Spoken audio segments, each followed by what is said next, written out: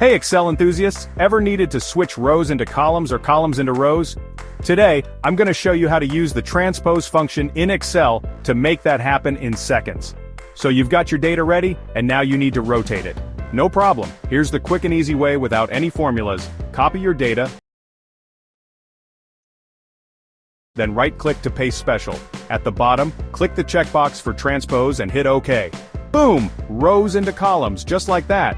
But what if you're not a fan of copying and pasting? No worries, we've got a formula for that.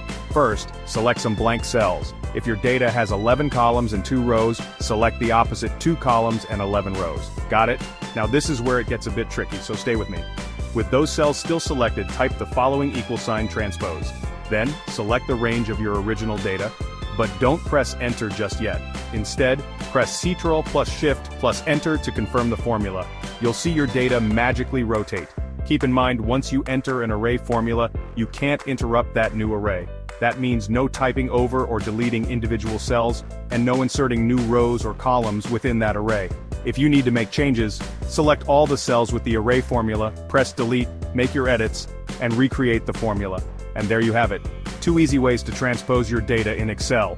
Whether you prefer the quick copy-paste method or the transpose formula, you're all set. Happy Excelling! Don't forget to like and subscribe for more Excel tips and tricks.